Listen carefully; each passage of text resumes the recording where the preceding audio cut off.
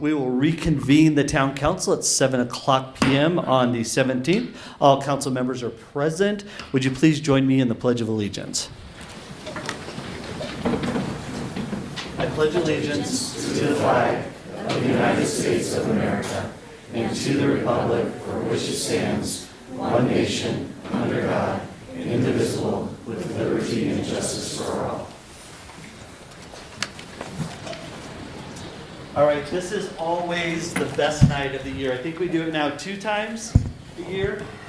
The chief and the commander are saying yes. So those of you who are for Bad Greens over here and Taco Bell over here. If that's not you and you're a graduate of the Citizens Academy, please come forward.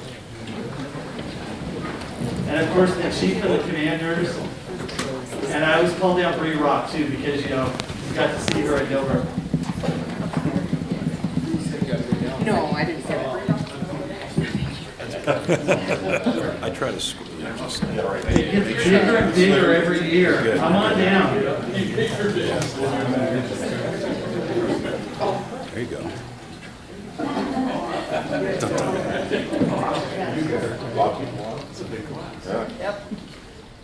All right, so you made it.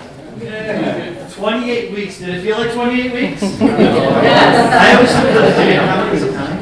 15. I say a different number every time they correct me. So we just want to say, on behalf of the town council and myself, we want to say thank you. Thank you for giving up your time. Thank you for giving up your energies to be here and understand what our police force is like. You know, our Parker Police is like no other, and now you know that for a fact, right? You knew that going in, right? You knew, oh, they're great, they're awesome guys, they all look like they're 15, but that's okay. Probably not to me. To me, they all look like they're 15. But they all look young, they all look amazing, and they do amazing things, and we live in a safe town. But now, you got to know from did you guys do the firing, the armory? Yeah. Did you do the driving? Yeah. Oh, yeah. Okay, and then you did CSI, you did all that cool stuff. Awesome. So now that we put you through this, right, I know cost to you. Here's where the cost comes into. Now, well, let me tell you this other story first, and then I'll tell you the cost to you. So we used to get, when I went through the Citizens Academy in 2019, as a new council member, we got this badge. We got our official police badge. But I guess they ran out. or maybe they stopped doing that because, I'll tell you what, on the first traffic stop I did with this badge, they didn't accept it. It took me until the 3rd one before I realized it wasn't any good. And the chief finally said, you can't pull people over anymore with your badge. So it was disappointing. But here's the cost to the Citizens Academy. You now have to go out into this community that we all love and be an ambassador. Once you hear something negative or something not so positive about the Parker Police Department, you got to be the one saying, "Whoa, hold on. Let me tell you what I know.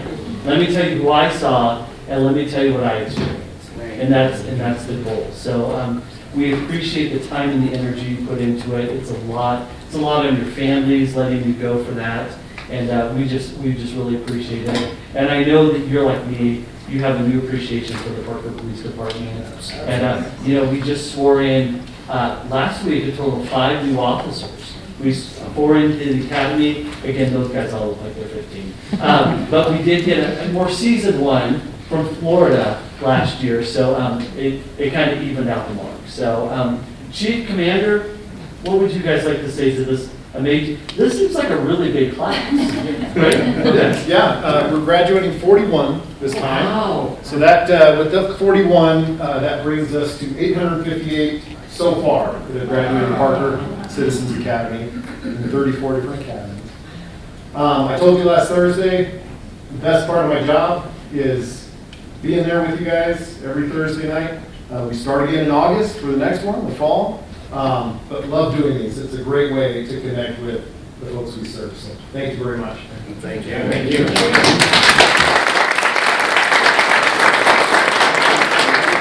Congratulations and thank you for your interest in our department. So hopefully now you have a different perspective, like the mayor was saying, so you guys can all go out and you hear that negative stuff, kind of like we talked about in a lot of the academy classes and to try not to get political, but, that doesn't. You guys can be our ambassadors out there, and thank you again for your interest, and you saw the caliber of people that we have that are serving you as our citizens here in Parker. So congratulations again, thank you. And thank you for your interest, and we hope to see you out there on good terms.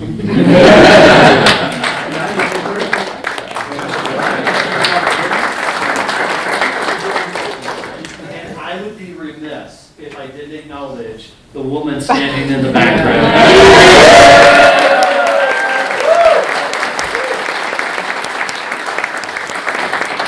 There is no one that works harder for you, and quite honestly, if you have to book these two and me together, I mean, that's just like. Well, she keeps us in line. I mean, that keeps me in too, so.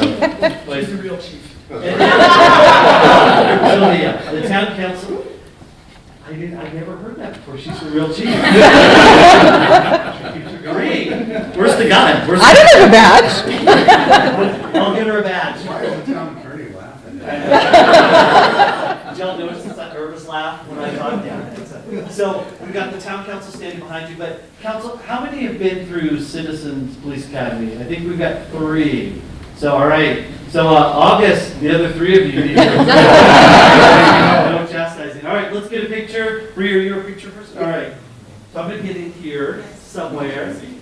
We have to make sure. If you can't see Bree, she can't see you, so come on up. All right. 1, 2, 3. Okay, one of those is bound to be good. All right, so family, come down here and get a center shot. Come on down. Don't be shy.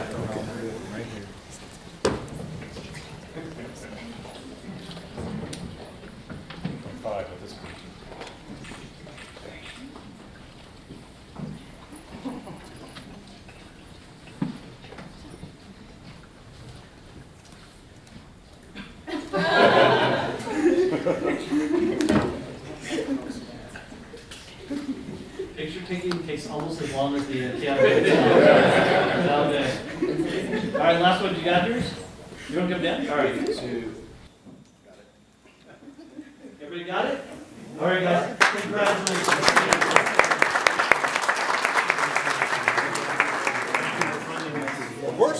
It's great. It's great. It's worth it.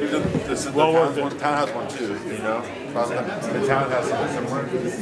Civic Academy. You learn about the different departments and stuff. How, At a higher level, yeah. yeah. So look that up. Something to look at. It's good too.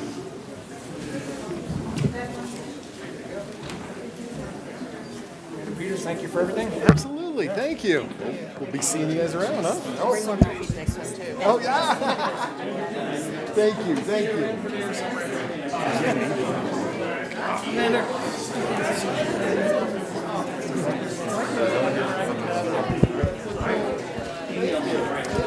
It was United this Transportation, morning. or transmission Going lines. there, we Icelandair.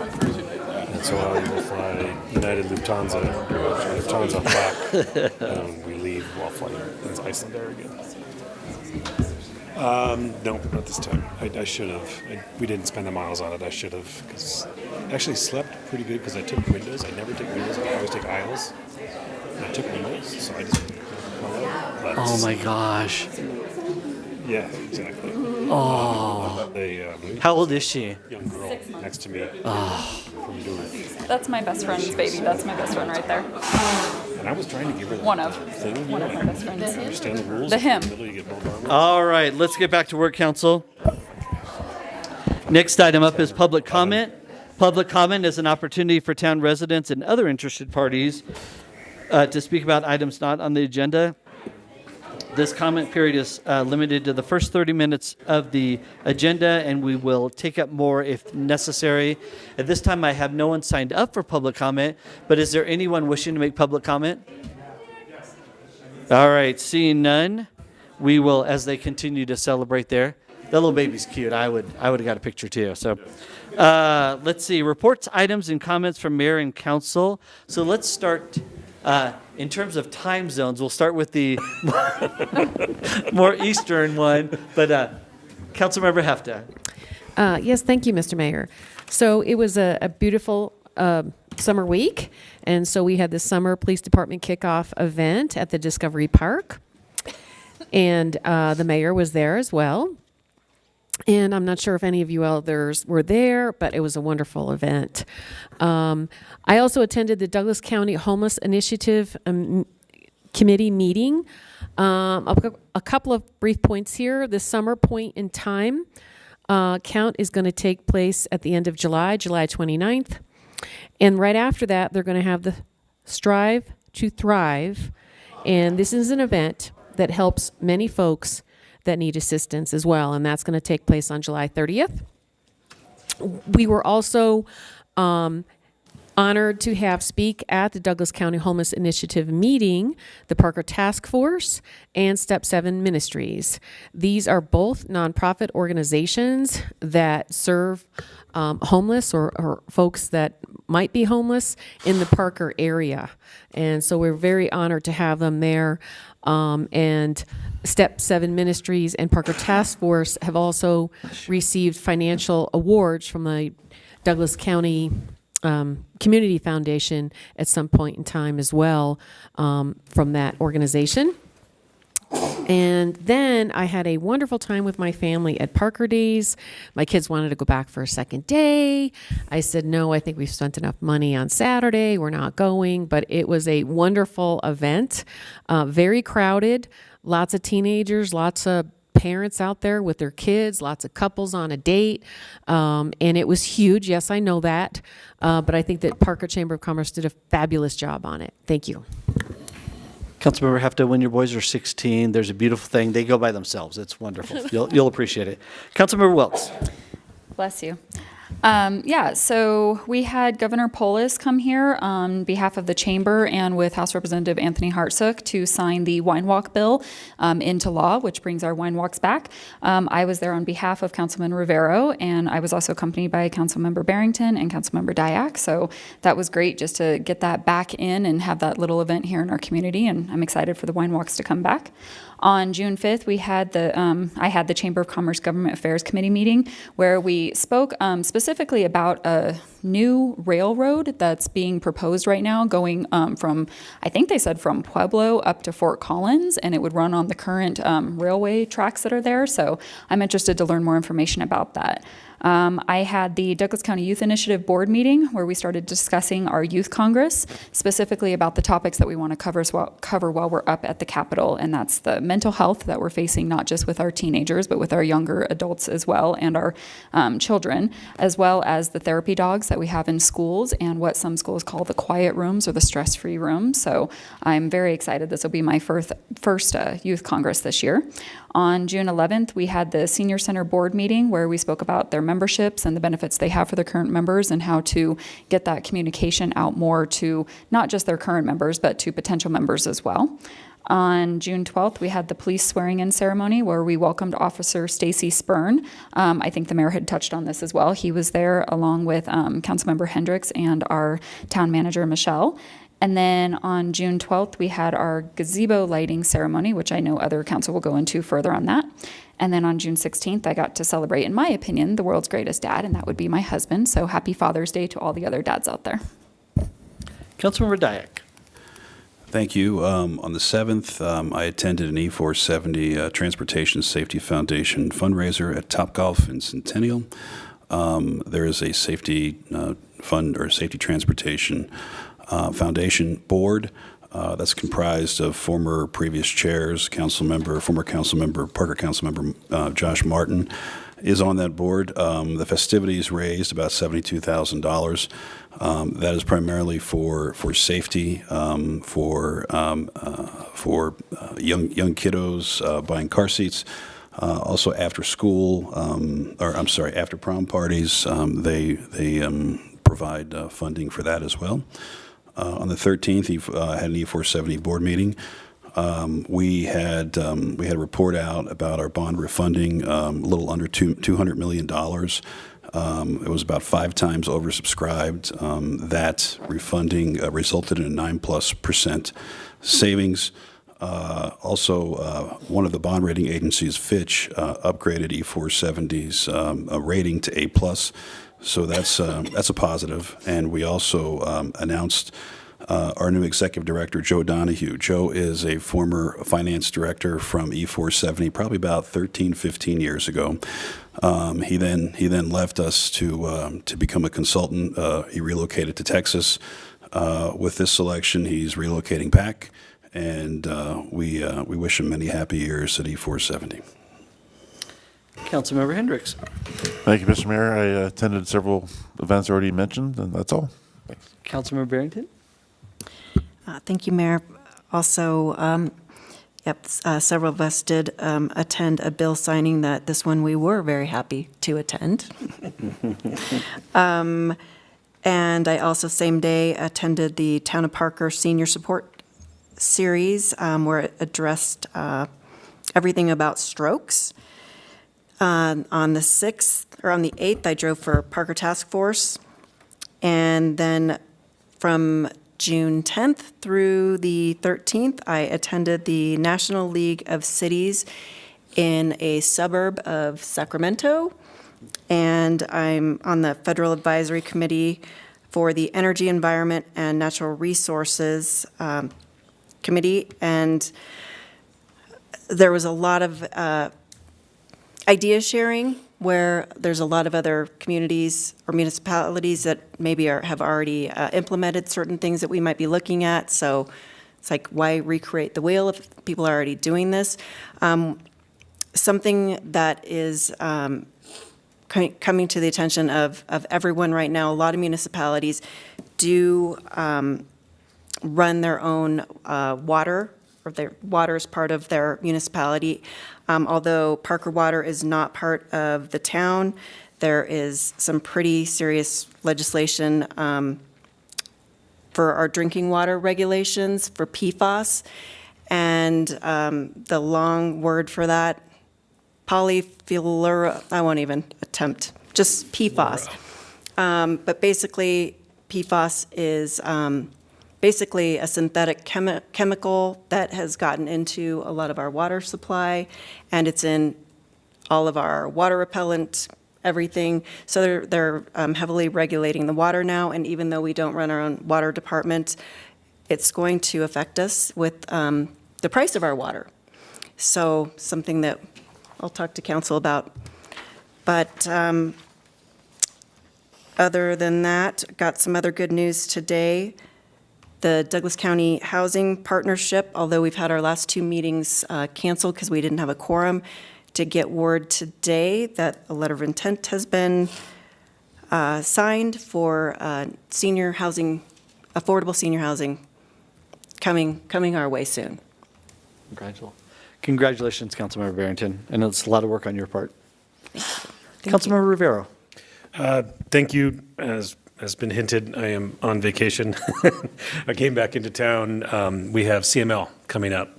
CML is Colorado Municipal League, and we have an annual conference up in Loveland this year. And a few of us will be attending that. Communities throughout Colorado, 271 of us get together and talk about things and learn to be better representatives to you folks. And so we'll be up in Loveland doing our best to learn and share. And I am up for a board seat, executive board seat, so I came back to campaign.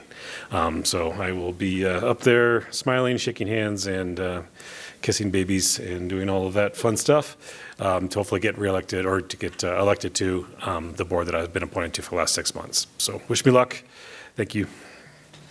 And Councilmember Rivera, thank you for doing that on behalf of the town of Parker. We know how much you love to campaign, so thank you for coming across the ocean to do that for us. Appreciate it. I just want to call out something. You know, you've heard these reports from the council, and it's probably the tip of the iceberg of what they really do all week long for you. So when you hear these things, you know, you see us up here every other week for an hour or two, but this council puts in enormous amount of hours to support the communities, support the liaison boards that they're on, and I just want you all to know I really appreciate that very much. I see you all the time, and I really appreciate it. Thank you. Except for Josh, who I haven't seen him in a while. But One more thing. it's good to see you. Councilmember Barrington? We do have a birthday coming up tomorrow that we should maybe acknowledge. Oh. Our town attorney's birthday is tomorrow, so happy birthday. Happy 29th birthday, Town Attorney. Appreciate it. All right. All right, with that, we'll move to the consent agenda. Consent agenda items are considered to be routine and will be enacted by one motion and one vote. There will be no separate discussion of consent agenda items unless council votes to remove an item for individual discussion. Ordinances on the consent agenda are for introduction only and will not be removed for discussion. Council, you have items 5A through 5F for your consideration. I move to approve consent agenda items 5A through F, please. Second. Motion was made by Rivera, second by Hefta. Rivera? Aye. Barrington? Yes. Hendricks? Yes. Dyak? Yes. Wilkes? Aye. Hefta? Yes. And that passes 6-0. Turning to the back of our agenda is the first public hearing of the night. So I will open up the public hearing at 7:21. This public hearing is on the Parker Town Hall Exemption Plat Amendment 3, Lot 1, Site Plan. And this is led by Stacy Nerger. Thank you. Good evening, Mayor and council members. This is the Town Hall Exemption Plat, Amendment 3, Lot 1, Site Plan. So the applicant, which is the Town of Parker, is proposing a 32,043 square foot addition to the existing Town Hall building. The site is located at the southwest corner of Main Street and Pikes Peak Avenue. The subject property, which is highlighted in yellow, is bordered to the north by the Douglas County Library and a vacant Pine Curve property, to the south by Sulphur Gulch and Raleigh Downs, to the west by Old Town Hall and the Pace Center, and to the east by a vacant tract for future Town Hall expansion. Site plan applications are typically reviewed administratively. However, since this is a site plan for a public facility owned by the town, a public hearing before both the Planning Commission and Town Council are required. So the property was annexed into the Town of Parker with the town's original incorporation in 1981. In 1988, a site plan was approved for the original Town Hall building, and that is now referred to as Old Town Hall. In 2001, an exemption plat was approved that created the current Town Hall lot, along with also creating Pikes Peak Avenue. A site plan was also approved for the current Town Hall building, where we are right now. So the application before you tonight is adding approximately 32,000 square feet of office area to the east side of the existing Town Hall building. The addition will be located within an existing landscaped and parking area and bring the building closer to Main Street on the north. The application is subject to the Greater Downtown Historic Center guidelines, as well as the Town of Parker's development design standards. The layout of the building, parking, landscaping, and architecture were all analyzed based off of these guidelines. Although the addition will be located within existing landscaping and parking areas, the proposal still exceeds the requirements for required landscaping and parking. The proposed addition will consist of similar colors and materials as the existing building. These materials include red and blonde brick, as well as metal. Architecture schemes and materials have changed and evolved since the construction of the original Town Hall.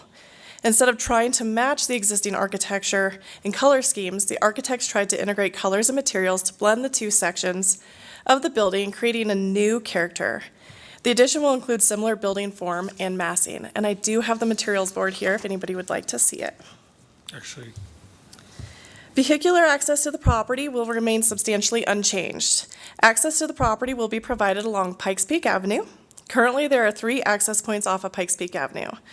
The far east and west access points will remain unchanged, and those are the blue arrows. However, the center access point, where the current roundabout is located, will be moved.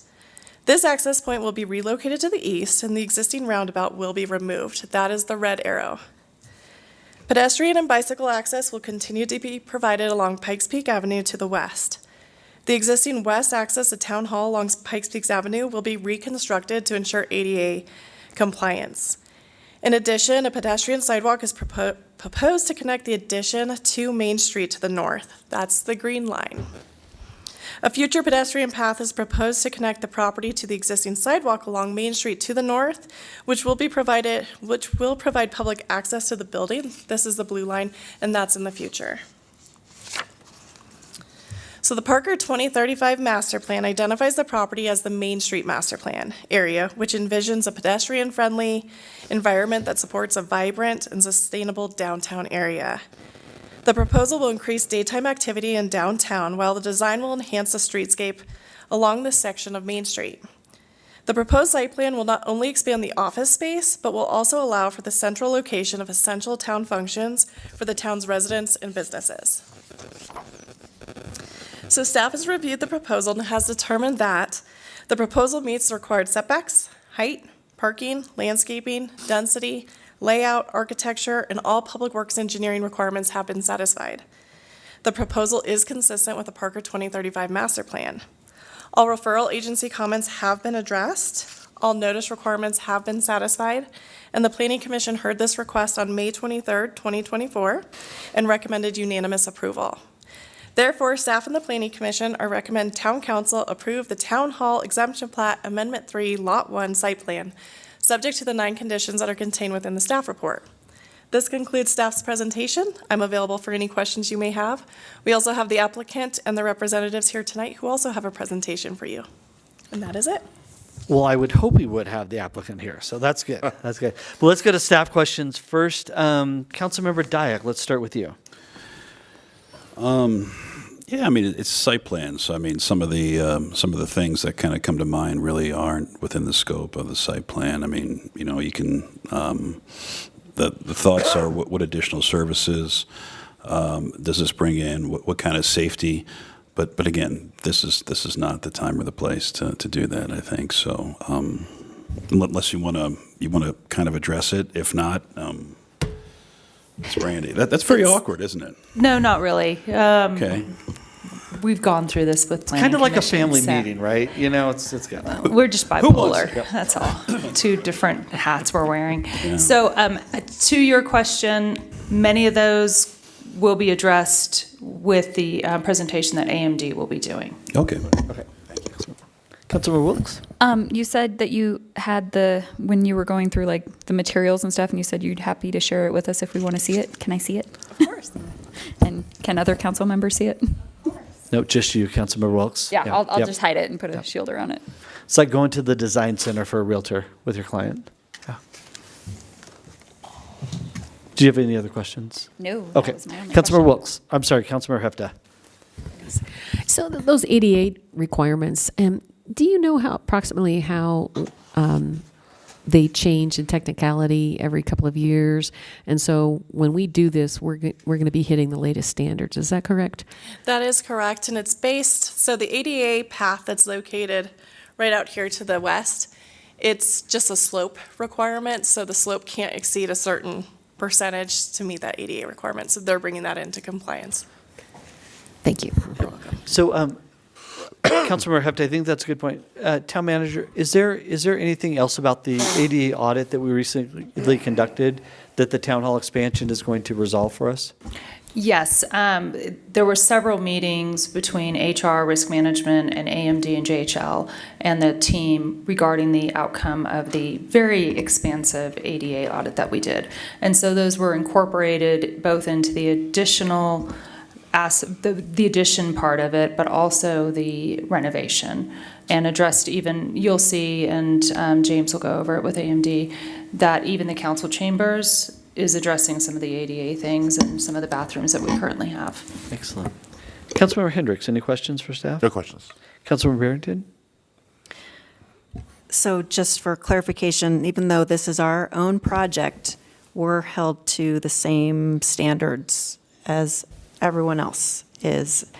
And although this could have just been approved administratively, typically, because it is our own project, for transparency, also it has to be on the record for everyone. That is correct, yes. Okay. All the same standards apply, even though it's a town project, and then because it is a town project, we do bring it to hearing. Thank you. Councilmember Rivera? Thank you. I think my question goes back, I think, a little bit in history, if I could. I think we refer to this, and it's been referred to as a town hall expansion, which is not the right term. It's been referred to now as an addition, but I like to look at this as a phase, because we are in phase 1, in my point of view, always knowing that eventually we would have to do phase 2. Council 20 years ago or a little bit longer ago decided that didn't want to put out the money to build the entire building, but now we need to build the entire building. That was ultimately going to be done anyway. Could you talk a little bit about that, possibly, about how we are just finishing what the original plan was, maybe? Yeah, so I could do a little bit, and we do actually have the project manager from that 2001 case here, I believe. But in the 2001 site plan application, the narrative did state that the proposed town hall that was constructed that we're in was to accommodate us for the next 20 years. So it was to accommodate town hall until 2021. So we're about 3 years overdue. And it did state that in 20 years, an additional expansion or a new town hall would be required, and that was in the narrative. Actually, I'm gonna correct you on that, Stacy. Sorry, but so correct. The initial site plan was originally for a 20-year site plan, for a 20-year lifespan. But then during that design of the building, council and staff decided to pull that back and do a 10-year lifespan. So at that time, it was so we're actually now, almost 12, 13 years past that 10-year. Okay. So just for clarification, so this building was built for 10 years in 2001? It was complete. The site plan was 2001. Okay. It was constructed in 2003, finished in 2003. And so at this point right now, we're at 21 years. Okay. And originally, just as Stacy said, the site plan was for 20 years. Okay. And then during the design, it was pulled back to 10 10-year years. building. Correct. And so the design that was, maybe Chris can answer this question, the design that would have been the 20-year building, would that be adequate to answer the needs that we have now as to today's standards for a municipal building? No. So real quick, 23 years ago, Michelle hit it right on the head. We talked about this. Council didn't feel politically, we should build a 20-year building, all right?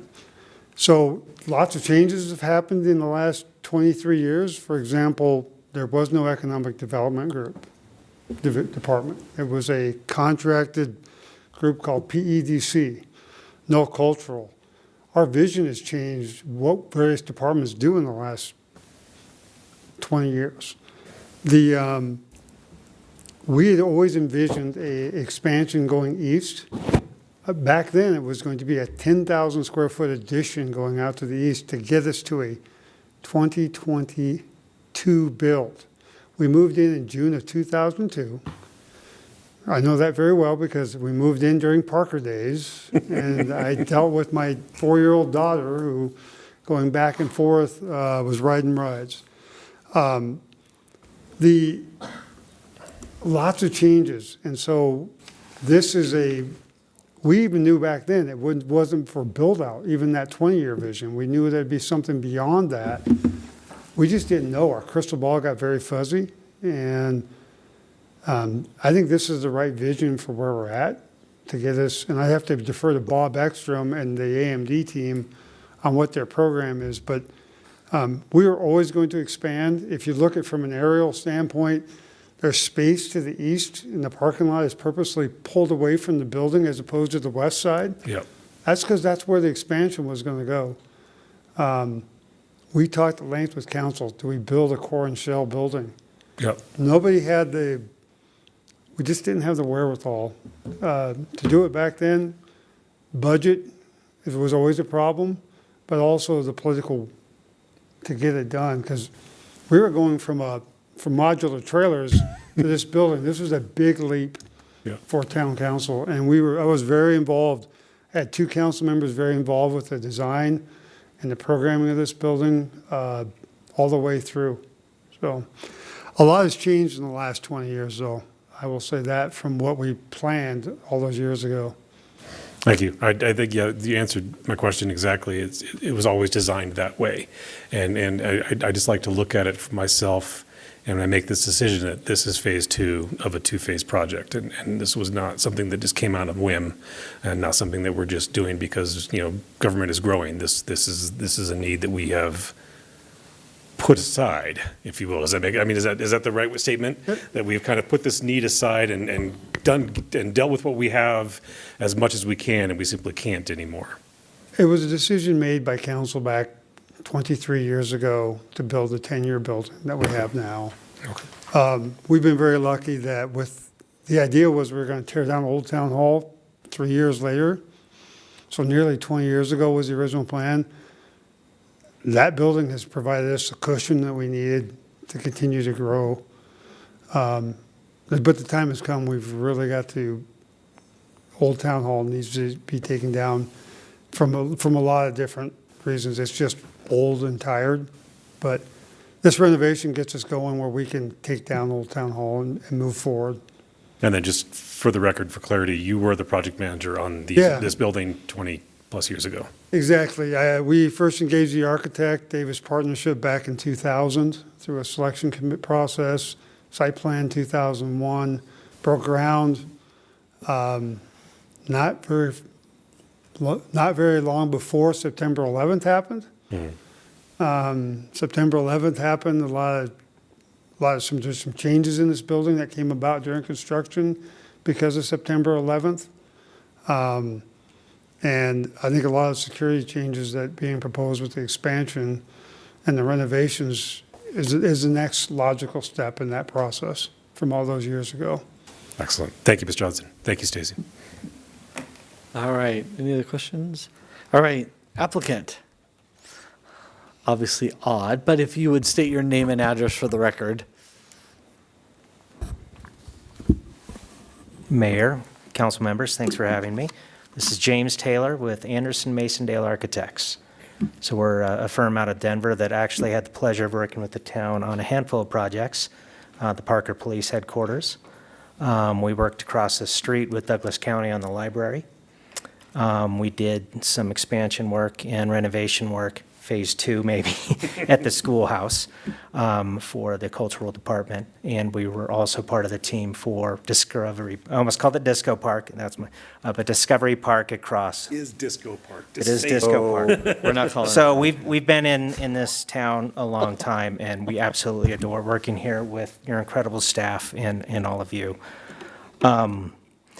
I will take a step back and say, as architects, I've been doing this 28 years, and projecting what you need to build in 20 years is one of the hardest things to do for a government.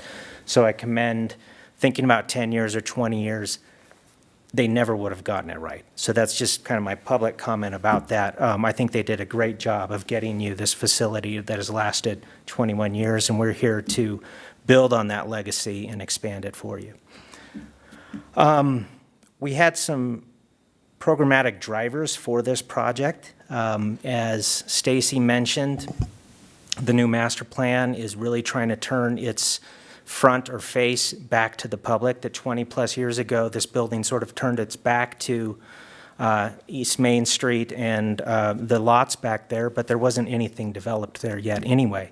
And we're trying to turn that around. So a lot of our building massing is getting closer to East Main Street, closer to Pine Curve, closer to the library. So we're re-engaging the civic center, the civic core of Parker. Architecturally, we're trying to improve the customer service of the operations here.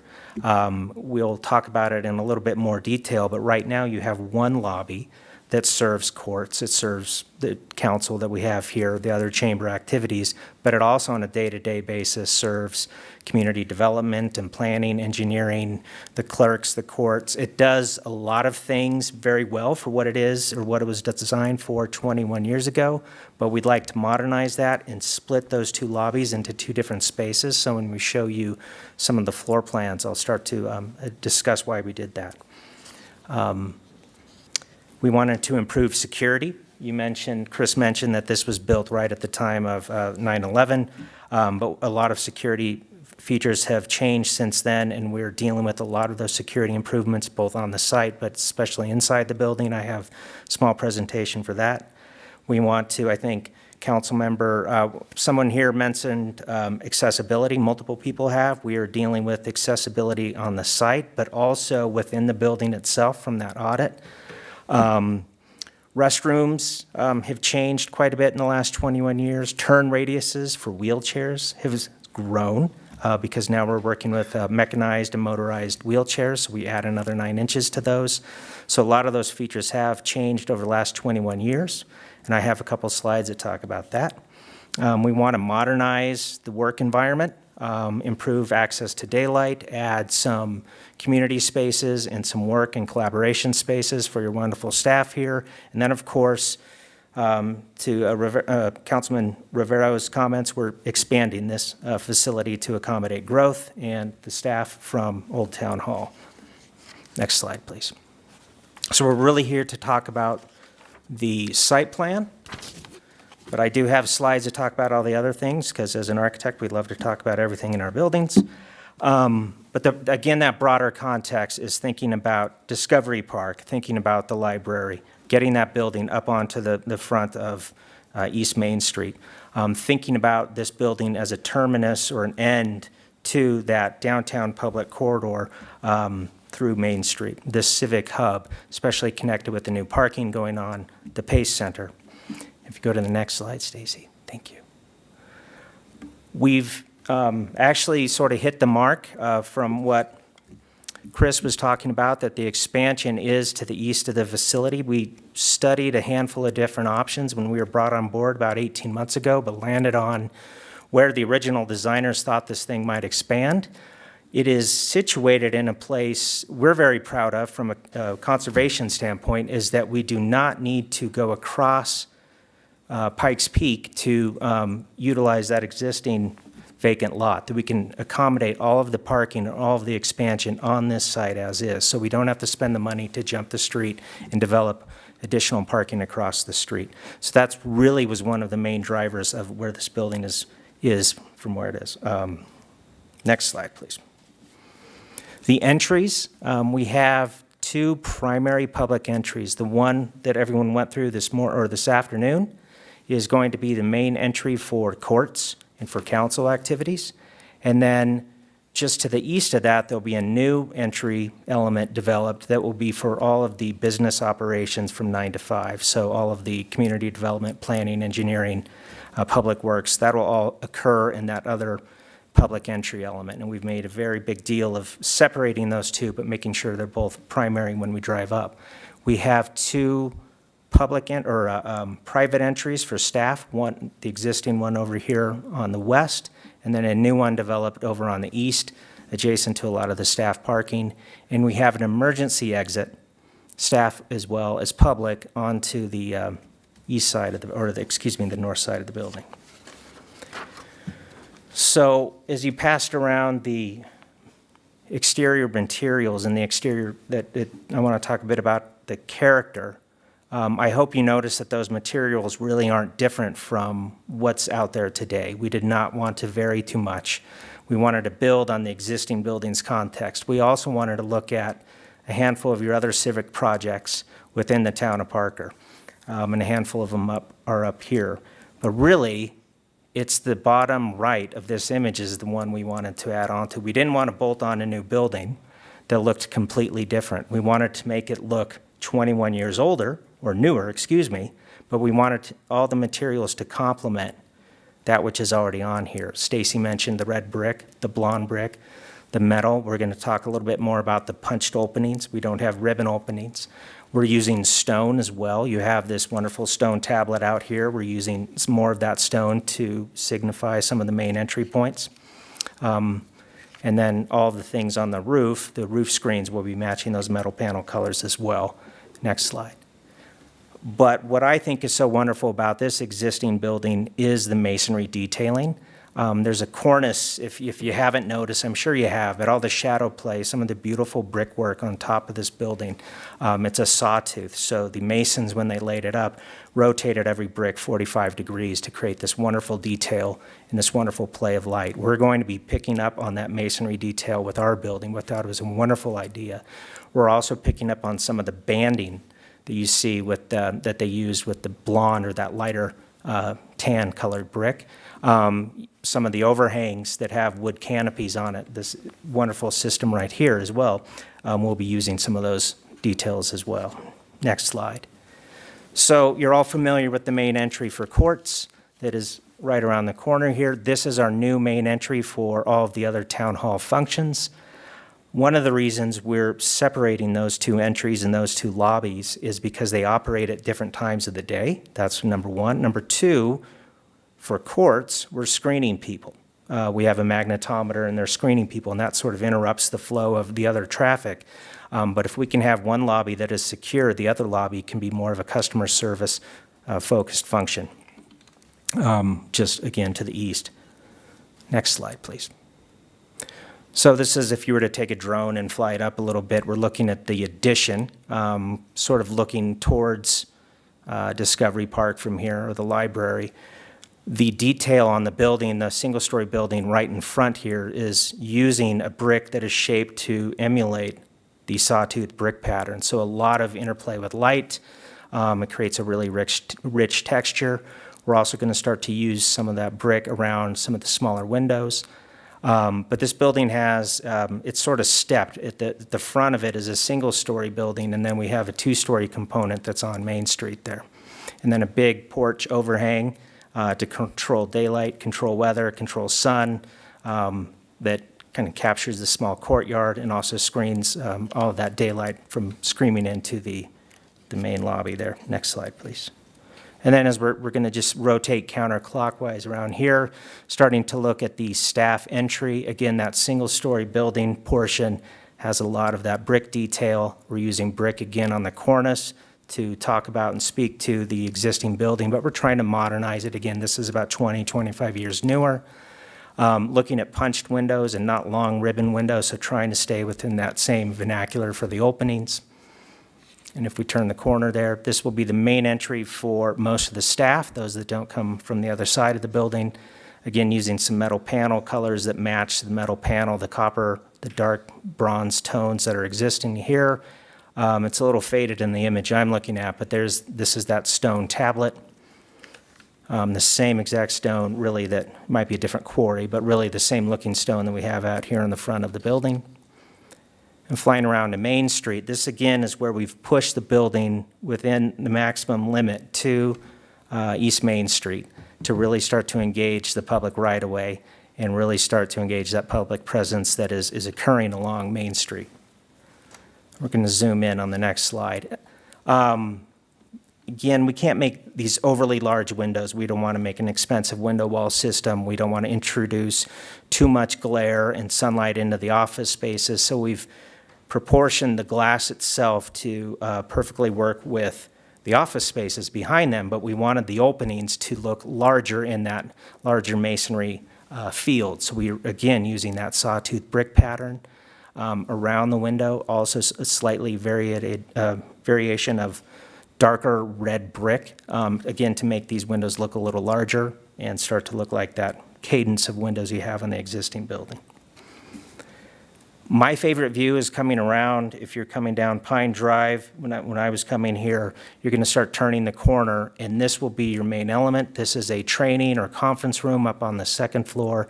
On the lower floor, some smaller conference rooms for the engineering or public works department here, as well as a secondary means of egress for the building. We wanted this to have prominence, but we didn't want it to look like the main public entry. So a real challenge here, but we think we've accomplished that. And I know it's a site plan, but we'd like to talk a little bit about the interiors. We've roughly doubled the square footage of this building that we're in now. Again, bolting on, really adding on to the east side of the building. So the first floor, if you go to the next slide, some of our drivers, again, is security, separating the main lobby, and I have some images for the main lobby, with the courts and commissioners lobby that's right out here. And there's some door and hardware features and some security access control systems that keep those two separate during the off hours. But really trying to limit public access to behind the red line there. Right now, you can just walk right back there. So we're really trying to resolve that issue, but maintain the idea of customer service and a friendly face behind a counter. So we talked about expansion and modernizing the workplace. So in blue are these flexible meeting rooms, conference rooms, really. We're expanding Pikes Peak just on the other side of this wall, making it larger for overflow, for more community activities. We're expanding some of the rooms for courts, youth courts, attorney-client conference rooms, and then just a handful of different collaboration spaces, both for staff, one-on-one, larger staff events, and then, of course, community engagement. Again, trying to really use architecture to help improve customer service. I mentioned accessibility, so every new restroom in the addition will be fully accessible by code. We are renovating, the two multi-use restrooms out here actually are very close to being accessible, so we're changing the counter types. We're doing a little bit of work in there. We're also adding just outside here a fully compliant new single-use restroom. So we're meeting the intent of the code for all public restrooms and all staff restrooms. A handful of the restrooms upstairs here and behind and back of house do not meet current accessibility codes, but we are adding enough new restrooms to meet the intent of the code. And then in this room where we have a handful of tripping hazards, we're getting rid of this. We're going to fill where I'm standing with another 6 inches or so of concrete. So we're going to keep the rake a little bit. You'll be able to see down into the well here, but we're going to just be adjusting the floor heights here to eliminate these single steps, which are real tripping hazards, and improve accessibility over on this side. Next slide, thanks.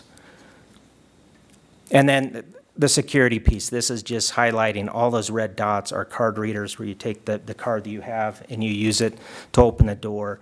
Again, really trying to limit the public's access to the back of house and to where staff work unless they're invited or escorted. But we're doing that in a way, and I hope our interior elevations and interior renderings prove that it doesn't look like a fortress. It's a really wonderful space that has a lot of big open windows and counters to engage the staff, and the staff can come out and engage you in this wonderful lobby. But we are very cautious of of allowing the public beyond there. So trying to do that in a modest and safe way. The second floor, the footprint of the new addition is slightly smaller now. Again, I mentioned that single-story addition, so it's a little bit smaller than the second floor footprint. Thank you. And again, adding a lot more workspaces. We're really short here on conference rooms and flexible workspaces, hotel rooms meaning flexible office spaces, and then, of course, increasing our office count. Addressing accessibility on the second floor, all new restrooms for the staff will be fully accessible, and adding a wellness or lactation room that's sorely missing in the existing portion of the building here.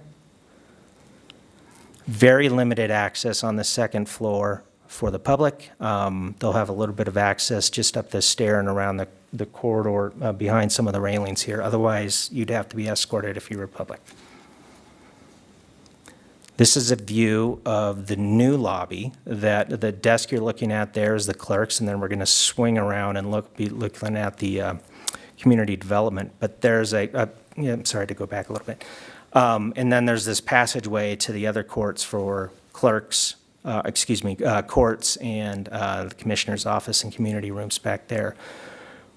Again, what we're really excited is if you see that is the existing outside of the building that we're just capturing with new structure and a new ceiling in this large open space. This is where that overhang is to the left of the image. But we didn't want to cover up and plaster over the existing building. We wanted to celebrate its architecture and its masonry legacy, and really express it as this new and old conditions combined in this lobby space. And then, Stacy, if you want to flip around, we're just going to rotate about 90 degrees. And again, there's that overhang and that covered patio area or porch area to the right that opens up to the main plaza area. There's the stone elements you see that signify entry that already works out here, so we're bringing that same idea. And then across, straight off your view, is the main counter for community development. This is the existing lobby out here. You've also, 21 years ago, you also did the same thing, was bring those outside materials in, celebrate some of the wood, the stone, the brick. We're keeping all that. I think it's a wonderful element. We're going to just redo some of the railings out here, add some acoustic panels to reduce some of the noise concerns out here, but really just refresh this space with some furniture and some finishes. We're not going to completely overhaul the wonderful lobby you already have. And in the space we're sitting now, again, not an overhaul, more of a refresh. I love this term, phase 2. Some of the technology we're working with today is outdated, so we're going to be completely refreshing all the technology. The screen I'm looking at now is going to be much bigger, and over here on the right, you all will be in this corner position with a new ceiling element, improved acoustics, improved lighting. Again, I mentioned some of the finishes or the floor finishes and elevations here being filled in or lowered to reduce some of the tripping hazards, and then refreshing the finishes of the floor and the walls and the acoustics in here. Now, the next 3 images are of the new addition. We're also bringing in some of the brick detailing from the outside in. A little hard to read the next 3 images, but there's this forum space that's halfway between community development and public works that we're hoping staff will kind of engage and meet with one another there, maybe have their break, their lunch. But there's these these two skylights on either end of a conference room. So that's all the light coming from above is from a natural skylight. Looking the other way, this is one of the stairs to get up to HR and finance. Again, lots of natural daylight, controlled natural daylight. Daylight can be pretty harsh if it isn't controlled. So we do have some control devices. And then finally, another image of just what that second floor lobby space might look like, looking down one of those stairs. And finally, we're not ignoring that we're renovating all the spaces within the building. So this is the existing break room on level 2 that we're converting to a conference room, and then the space in front of that will be this pre-function space or this little, social workspace with some, flat screen monitors and some fun furniture elements, things like that. So we're not spending everything in the existing or the new addition. We want to save and modernize some of the existing conditions in the old building as well. So. That's it. I thought I'd add one more. I'll take any questions. All right. Councilmember Rivera, you want to start off with questions? Sorry. My first question is, you mentioned too at the tablet that we have with the Madison quote from the Federalist Papers, that stays, that doesn't get touched, does it? Does Okay. not. I know it's a love of many citizens, including myself. I want to make sure it is still there. And then my other question, and I asked Chris this many years ago as project manager, and he doesn't know, but there is a line that runs in our foyer at an odd angle. I don't and know I that haven't sat either. down with a compass yet to figure out if it's a directional line or what. And I just wondered if you had thought about that or pondered it or wondered what it was or what it was. Yes, and I haven't figured, you know. I actually know. You know Okay, now. gosh, it's been driving us nuts too, because Okay. it's not No. north, is it?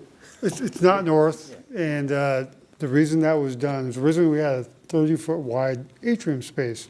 Budget restrictions, we narrowed it up to 20-foot, and the architect wanted to do a line that extended up the staircase, because the staircase also gets narrow as it goes to the top, to create this illusion of a different dimension in the building. But Okay. that's what it was for, was a line to catch your eye to take you up the stairs. Okay. Is what it was back in the day. The sawtooth was something that we added late in the process, trying to create a bit more architectural, a little bit more interest to the building, but these are all little changes that we did for not a lot of money, trying to make it a little bit better and more timeless of a building, so. Okay, I was just hoping that line looks like it's going to be covered up, was not something that, was pertinent to the building. So It's not a direction, it just happens to be a line on the floor. thank you. Okay. You ruined my DIA conspiracies, Chris. Ah. I thought it was the Masons, man. There is a time capsule. Go with the exciting stuff, though, Josh. Keep with your story. No, that's only the questions I had. Thank you. Councilmember Barrington? A great presentation. It's just fun to watch. I don't think I have any questions right now. Thank you. Councilmember Hendricks? No questions, thank you. Councilmember Dyak? Yeah, to hear Hudson talk like architecturalese tonight is. Isn't he a streets guy? Yeah, I mean, just he's very matter of fact, and he kind of got into the architectural mindset, Chris. Nice. Good job, man. That's all I got. Councilmember Wilks. So I know we're at site plan right now, so I understand this is more later down the road, conceptual, big picture stuff. So thank you for showing it. I guess my only question is there a way to have the modern feel and bring us up to the modern, but still have some of our country charm that Parker was built upon? And the reason I say country charm is because we were not a Victorian town to start with. So I'm not even going to touch that or go with that. But we are a country town to start and always will be. And, you know, for me, country things are like more wood elements and more softer lines than the harsh. And so just food for thought that I know we'll have a discussion about much later down the road, but I'd rather put the seed in your brain right now and then have it come to fruition later. So if there's a way, and I don't speak for all of council, this is just my own opinion. This image is a good one. We are trying to introduce as much natural wood as we can in the new addition. We have a handful of wood ceilings in the renovation area, and then anything that's wood here, we want to expose and keep exposed. I completely agree that it's not Victorian. Really, not even the schoolhouse per se. I mean, this is a newer community from the 80s, and it really is about the country and, you know, the agrarian roots. So wood makes a ton of sense to us. I think the stone does as well. And I love the idea of soft furniture and not crisp. Yeah, I'm more thinking on the outside too, like looking at the exterior features, you know, like I understand the tying in of the metal and I understand the brick and the coherency between it. But, you know, if there was like at our entrance outside, like maybe some wood features to say this is our grand entrance, or, you know, I'm trying to say that, like soften up the outside a little bit so it doesn't look so institutional. We do have the porch is wood. So the main entry has a big wood porch. Okay. So I'll just jump in here a little bit too. So this is a site plan, which is 100% design. So this is what will be built. Oh, okay. For what So you're this voting is on the tonight. conversation, not, Yes. okay, I thought we were looking at more like this is like the footprint of it, of the site plan, and not so much what it's going to look like on its final touches. No, so everything you see tonight, so from a site plan perspective and planning, we're looking at everything on the outside of the building. So we're looking at parking, landscaping, architecture, heights, all of that, and that's what's getting approved and you're reviewing tonight. Oh, so do have more to say about this. Got it. Okay. Well, then I guess I'm throwing it to all of my council that said they didn't have questions, if now that I've brought that up and we've gotten that answer, if there's more questions. Okay, so you have questions, but we will have a comment period too. Okay, all right. Any other questions, Councilmember No Wilks? questions. Okay, all right. With that, thanks, sir. We are going to open this up for public comment at 8:03. Anyone from the public wishing to make a comment on the Parker Town Hall Exemption Plat, Amendment 3, Lot 1, Site Plan? Seeing none, we'll close it at 8:03, and now we'll bring it back to council for comments in that reverse order. Councilmember Hefta, any comments? Yes, I was taking extensive notes. I'd just like to recap about the presence on Main Street, the improved security, the improved circulation, the up-to-date standards with the Americans with Disability Act, ADA for the acronym, improved public service lobby, very important, improved security, separating the council and courts entrance from the main building. I can't tell you how important security is today, and this is a very necessary improvement because right now you could have anyone coming through this building right now. So extremely important. Improved bathrooms, improved car reader, again, lactation rooms. That's an important feature that many buildings have upgraded as time has gone by. Refresh of technology, improved acoustics, improved lighting. So thank you for all those improvements in this very necessary update for Town Hall. Councilmember Wilks. Okay, comments. Stacy, you have your pen ready, right? Pen and pencil, right? All right. No, I mean, thank you for explaining, because my brain goes to, you know, we're approving like the infrastructure, not the design. So thank you for that clarification. So with that being said, I mean, my comments are like, if you could go back to the picture of what the front of the building would look like, please.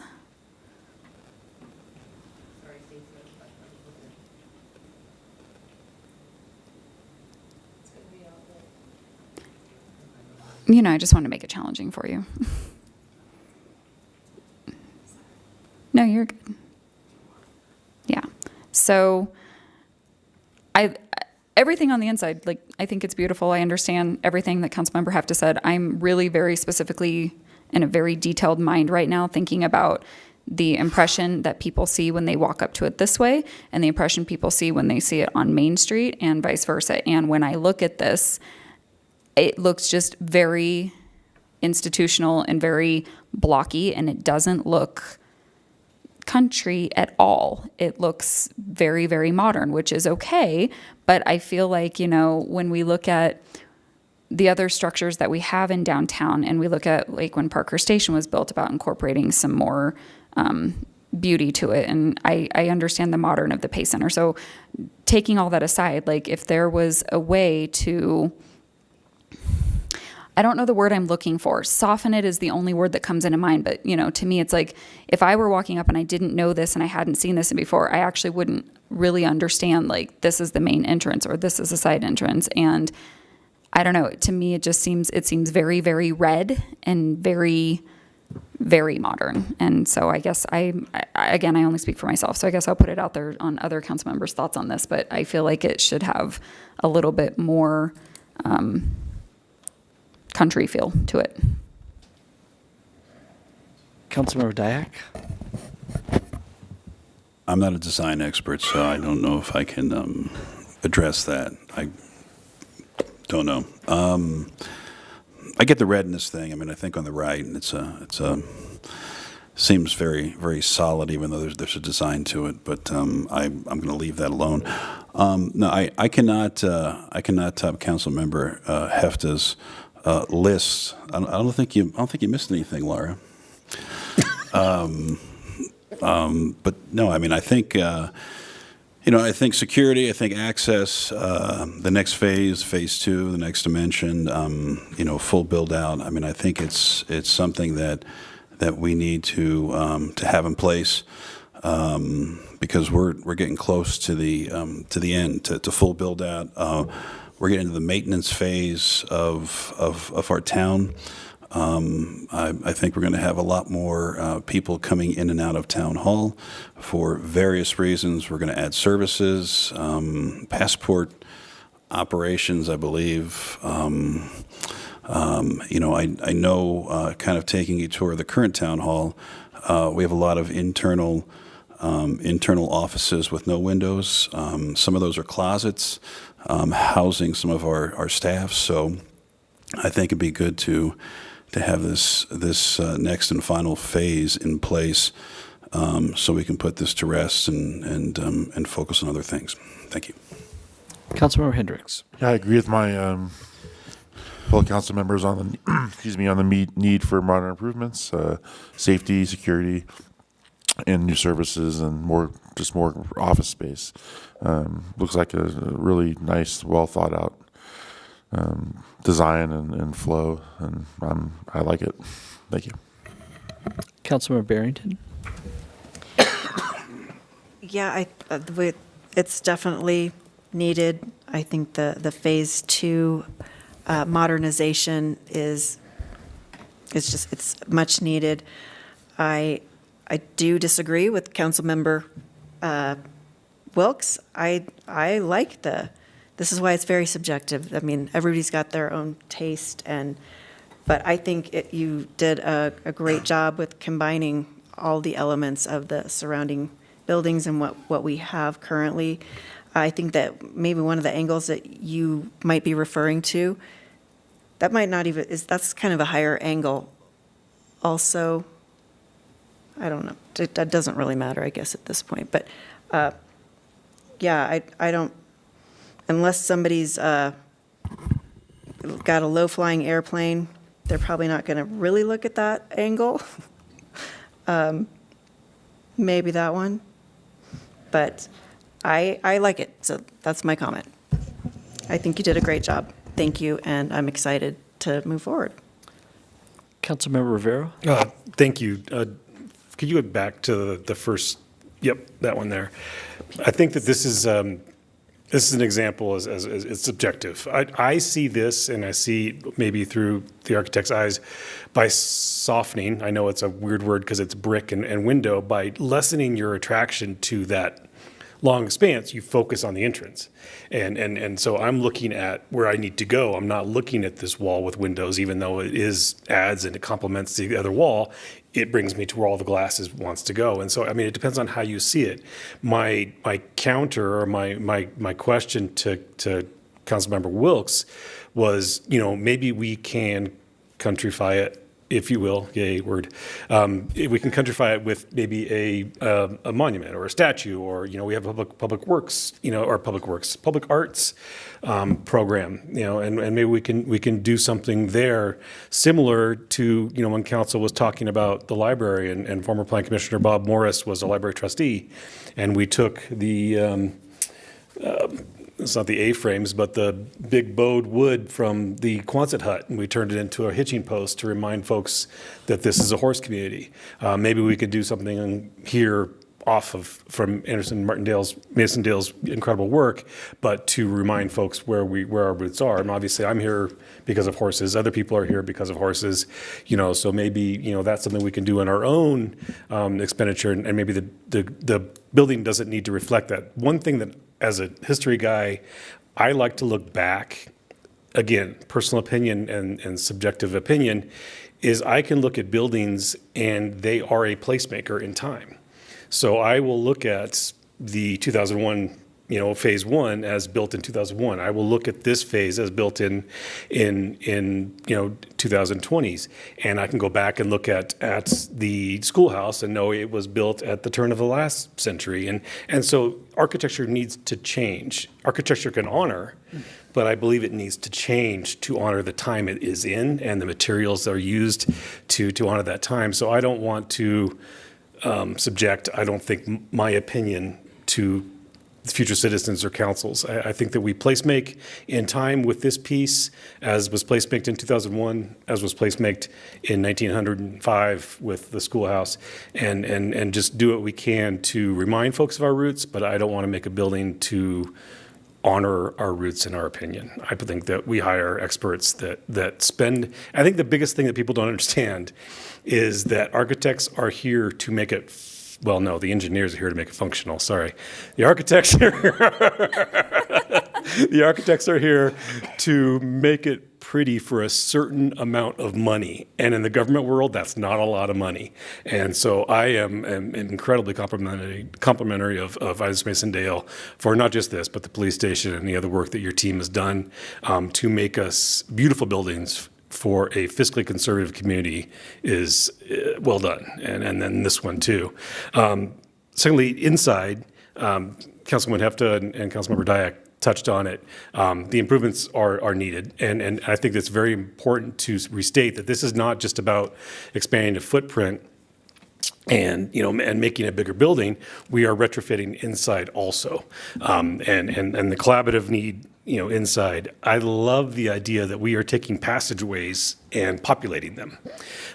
We have these hallways that nothing happens in, and then we have these meeting rooms or these break rooms that nothing happens in because they don't fit the need. I have been every Monday in the break room upstairs to buy a candy bar and a soda water. I have never seen a person sit at that table once, ever. In 12 years, I have never seen somebody say, all that table is for is freebies. We have leftover stuff, it goes on the table, people take what they need, but nobody ever sits at it. And the same thing, the room next to it, these room of computers that just sit there and hum. I don't know what anybody does in that room, if anybody's ever done anything in that room. So I think that, it's time and to retrofit the interior of this building to make it more efficient and more, frankly, a better place to work for our incredible staff. I think that that's the most important thing. The work that has been done on the outside to what the public see, it's ironic that, what the public more often than not we'll ever see is the work that's being done behind those red dots and those improvements for our staffs and those collaborative nature. We don't get offices. We get to work on the benches out in front of Wendy, or we have to go find an empty conference room. I look forward to some of these collaborative spaces because I can set up my computer. Today I read at the top of the stairs, there's a round table with 4 very uncomfortable bar stools and a big plant in the middle of it, and I pushed the plant away and I read my packet, and so I think it's going to be very nice to have these collaborative spaces that we can all use. So, huge props, Anderson Mason-Dale, obviously well-known ARC firm in Denver. I have known you guys for a long time. I used to be a bike messenger, so I've delivered to you guys, and a long time ago when you actually used to have to carry rolls, that was me. And then obviously Bob Ekstrom. Your work's just starting, Mr. Logistics, but well done, incredibly well done. I understand you had an incredible planning meeting and some staff meetings, so well deserved. And then lastly, the biggest champion in the room, obviously, is Kivla taking care of her team and her staff and giving them what they deserve after 20 years is great. I am in favor of this vote tonight. Councilmember Wilks? Okay, so I can get on board with all of that very, very long explanation. And this, for me, it's never about anything on the inside. I'm like, that's an easy yes for me. It's never been anything other than an easy yes for everything that the building's gonna do. I do like the idea of incorporating our artwork like we did with the old Kwanzaa hut, so that's great. One thing, can you go to the picture two that way? The employee entrance picture? That's my climbing wall. Leave it alone. I'm not touching it, actually. Okay, so the sandstone colored brick stuff there on the right, that to me is like a soften. So that's kind of what I was talking about, like taking just something simple that we've already got on one side of the building, because I like this entrance. This entrance looks soft to me and it looks inviting to me, and the sandstone with the brown color. So I guess that's kind of where I was kind of going. Like, don't redo the whole outside. I wasn't saying that by any means. Just, like softening up the red. And so I love that sandstone stone there. And I'm not trying to be difficult. I'm just touching on what you said. Like, we are on limited funds for what we can do with the exterior of this building. And so it's like, if we've already got that incorporated on one side of it, maybe there's a way to soften up the front a little bit with that sandstone. I think it's important. What we don't have is an aspect of both entrances together, because that tablet piece that has Madison School from the papers is right there, right next to this entrance that we are seeing here. Yeah. In fact, it divides the two entrances, so it does soften, I think. So that's still staying. So the thing that we've got. That same, I think and I'm not trying to speak for you, but what you tried to do with the employee entrance is recreate that tablet almost, if you will. Yes, if I may, we actually have 2 of those tablets at the new main entry too. They're really hard to see because architects want to look at everything straight on, because that's how our sock drawers are. But that like white line there, Councilmember Wilks, that's actually the same stone panel that frames, and then there's actually one on the left side too. So that Parker Town Hall sign is framed by the same stone that's out here. I think if we go to the lobby views. Yes, there's an interior. If you go to the interior lobby views, you can see that from there. Additionally, if you see around the building, even if we go to the back side there or the front side, whichever, we've got a lot of that same on the side facing Pine Curve. Okay. Because I do think that sandstone ties it all in and it softens it, like what I was talking about. Keep going. One more. There it is. There we go. There they yes. are. Okay. That's your main entry. That you So that's on both sides there. kind of looks like almost like a fireplace, right? It says hearth. Okay. Yeah. So is Really hard Carrie to going to see from hate the me first for ones out. wanting a whole bunch of country art in front of Town Hall now? Yes, it's kind of like my opinion of a carved bear in front of the schoolhouse with that Carb tree. bear down here. So. Yeah. Perfect. But also, James, I was going to mention that, we've got that same sandstone all the way around the building. So on the back side where it's a large conference room and a lot of glass, we have that there. Additionally, around almost all of the windows, there's a portion of that too. So it kind of lightens and softens all of the windows around So like there framing too. the So right windows? there, that's Okay. great, yes. So Okay. this is similar to what's at the current building there, and then we've got it around some of the windows and again, softening it there, right there. Sorry, I want to kind of be an architect, I guess. Perfect. Gotcha. Well, like I said, it was never about the inside of the building or the upgrades and everything. That's much necessity. So I was very, very, very in the mud with just this tiny detail. So everything else is fantastic. And I can get on board with adding artwork to bring our country roots in. There you go. All right. So Brandy, I just have one question because I'm kind of seeing what you're seeing. Can we go to the slide that is the current town hall? Sorry, the current. Okay, that one right there. So I kind of see, where, Brandy, we have these wood beams and stuff. And then if you flip to the next one, we just have these industrial posts. And so I'm kind of wondering, what was the thought to not tie what our entrance is here into there?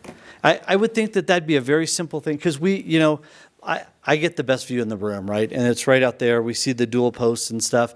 And that looks like cheap architecture to just do those instead of, and add that country element that Councilmember Wilkes. I would love nothing more than to do a wood structure. We, in order to do that, we would have to change our building classification from a code standpoint to a mass timber building, and then it would become very cost prohibitive to make those wood. Well done here. This is wood here. These actually don't hold things up. It's the column in the back of the wall. Now you know the secret. So what if you just wrap those in wood? What if they weren't structural? What if they were design? That would be the only way to do it. They would need to be metal to hold up the metal So if we did a bottom up of that white stone, and then you wrapped them in wood, they might get a little big, but again, by code, you could they take could it. probably take it. Yeah. Brandy, We were does just- that give you- Yeah, no, that's actually perfect. Okay. Thank you. Trying to find words to what I'm Yeah. looking for. And, if that's not possible within our current budget, kind of like how Councilman Rivero said, we reuse the Kwanzaa hut to create a seating bitch out front. Maybe we could reuse the existing columns that are here right now that aren't going to be tied into the new one to create benches or something out front. I don't know, something to tie in. I mean, I like the mayor's approach of wrapping I them. think it takes the industrial piece out of it, but you still have it over to the right-hand side. I like the benches. See, And shade see me trees. for other design hacks. This kind of sounds like just in like a study session-y discussion, or Well, she said we have to make the Now's the decision time. tonight. is it Yep, like the exterior now's the architecture? time, right? It's the time or no? Yep. Well, she says yes and she says no. This so is I don't know. the site plan It's the time. approval. So, Stacy I just said mean, it's you the time. pull this and you try and have a study session, No, you're no, no, delaying no, the no. project. I mean, you can approve it, but like stuff like the aesthetics, like wrapping. I don't think so, Stacy. Right. There can always be changes made to a site plan. This is a public facility that is owned by the town. So let me you ask this can't question. change a law Sorry without- to cut Yeah. you off, Steve. What would it take to approve the site plan piece tonight? But to what Councilmember Wilkes is saying, we get one chance to do this, right? In our generation, in our lifetimes to do this. And I think this is a simple fix that gets it there. What does it take to bring that back to us, that little piece? Well, I just got the It's not budget. no. It's not no. Just got the budget today from JHL, and I'm concerned about cost. So wrapping the columns would add cost to the project. So we'd have to explore potentially removing something from the project to add it.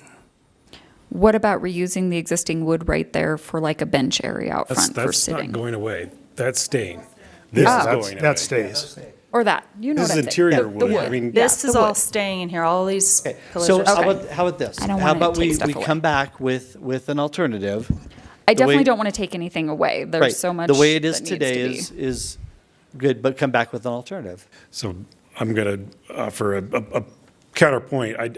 We are, as Bob said, we had a hindrance that slowed our project down. It costs us dollars, and to subjectively say I think wood would look better here when an expert is telling you this is the best building that I can design for the dollar structure we have, then this is the best building we can design for the dollar structure we have. If we have extra dollars, I am sure there are things that were cut in this budget in the last 3 months that could be added back to this budget besides wood wrapped posts. Yeah. That's my fair. point to council. Nope, that's fair. You all have the vote, so. Any other comments or questions? All right, seeing none, I'll ask for a motion on the Parker Town Hall exemption plat amendment, Amendment 3, Lot 1. I move, I move to approve based upon staff findings with the conditions contained in the staff report. Second. Motion is made by Rivera, seconded by Hefta. Rivera? Aye. Barrington? Yes. Hendricks? Yes. Dyak? Yes. Wilkes? Aye. Hefta? Yes. And that passes 6-0. Moving on to our first of four ordinances for tonight, ordinance number 4.118 on second reading, a bill for an ordinance establishing the vertical and horizontal alignment and the grade of Stroh Road from J. Morgan Boulevard to Jacqueline Boulevard. Mr. Class, welcome, sir.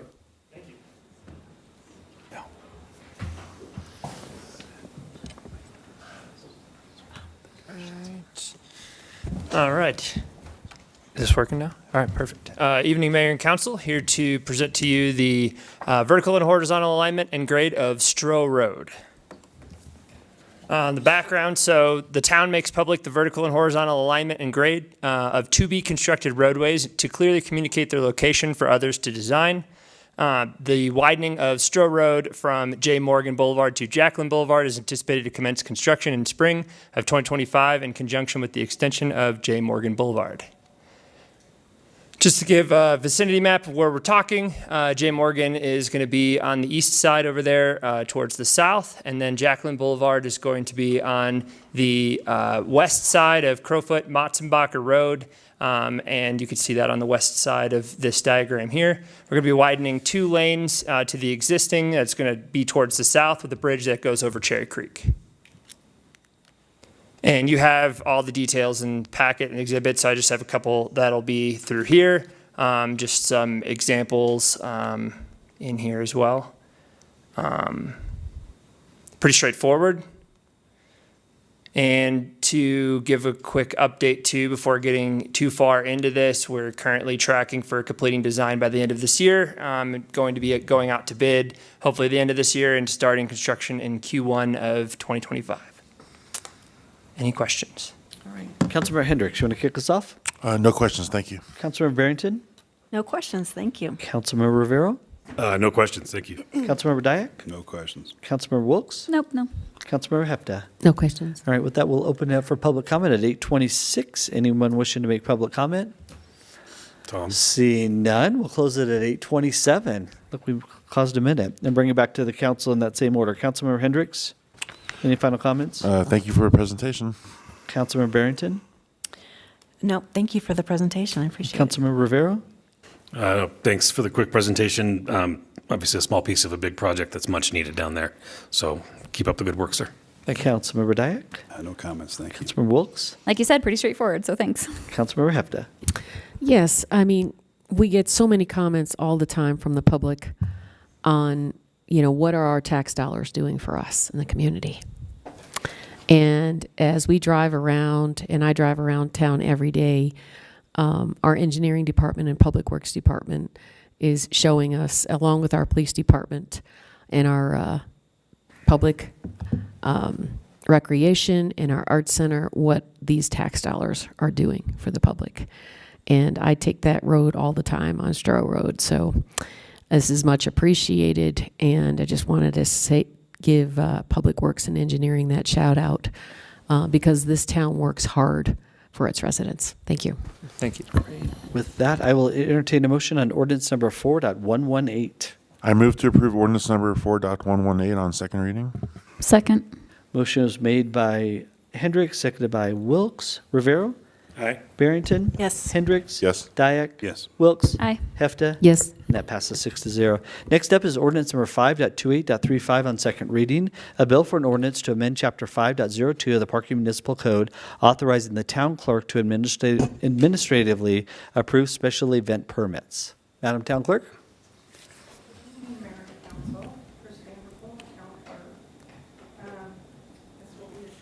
Chris, if you pull the mic closer to you, there you go.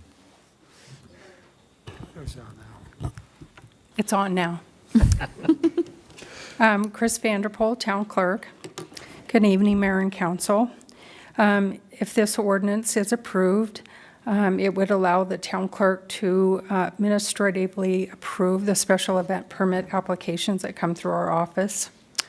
These are applications where liquor is involved. So having the ability to approve these type of applications will provide for greater efficiency for the applicant as well as for staff processing the application.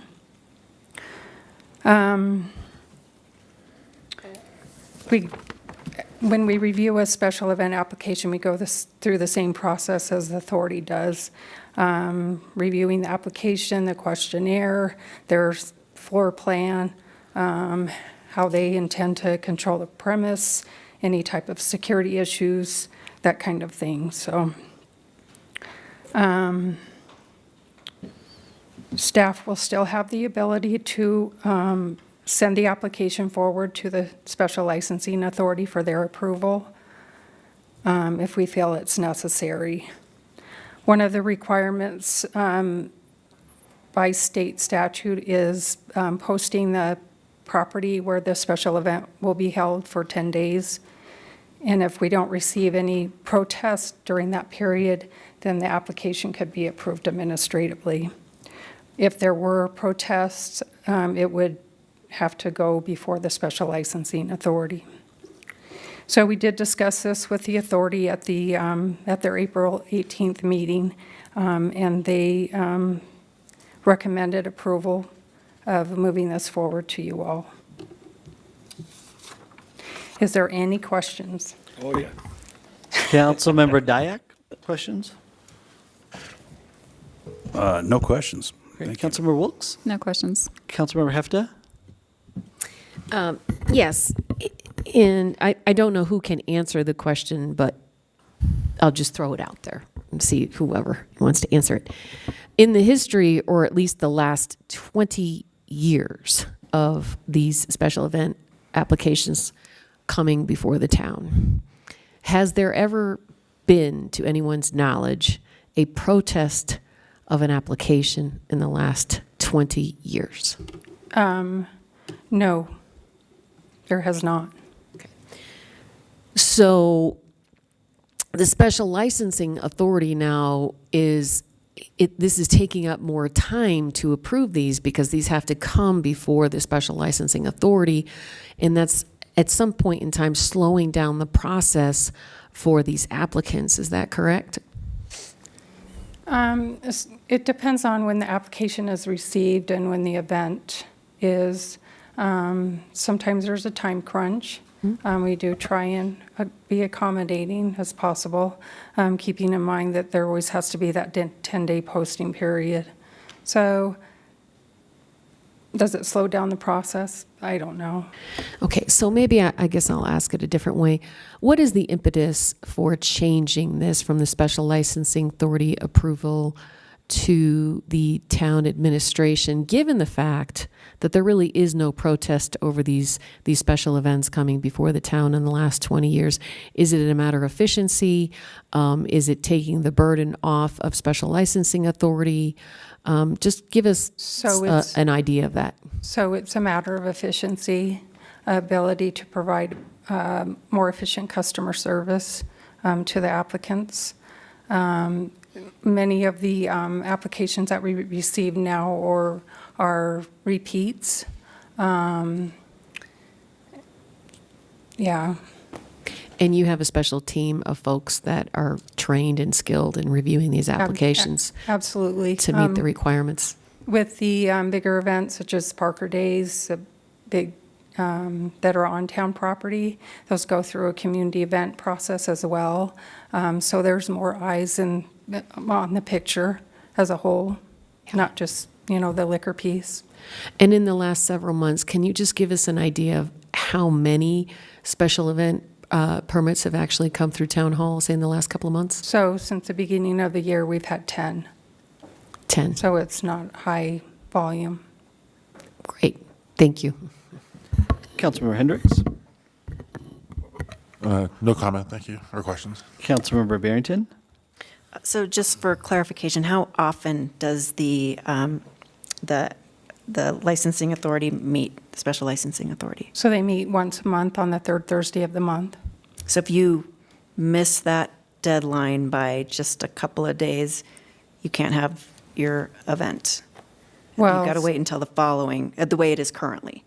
So we tell people that the property, the event has to be posted 10 days for a 10-day period as required by state law. So we try and get the application complete as soon as possible so it can go on the next special licensing authority agenda for approval. But if they miss that deadline by just one day, they're. Depends on, if their event, it depends on when their event is.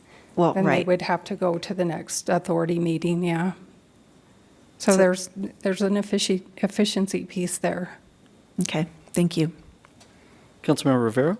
Yeah, I think I have the same question, just maybe flipped from the town's point of view, but to the applicant's point of view, kind of what Councilmember Barrington was touching on.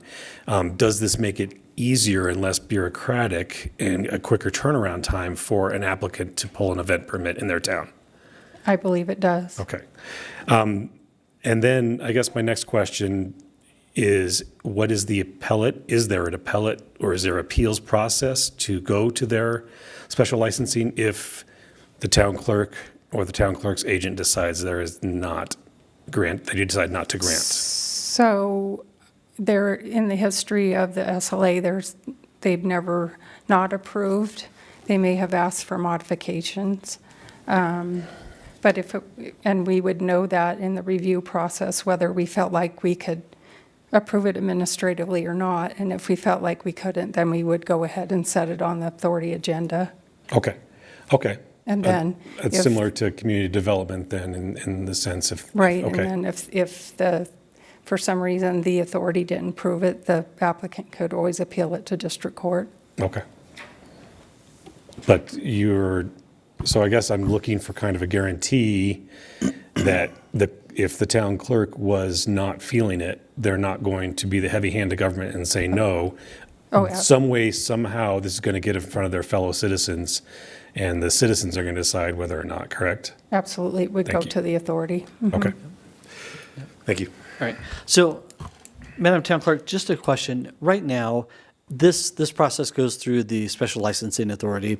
So if I lived across from a park here in Parker and there was an event planned there, how else would I find out about that?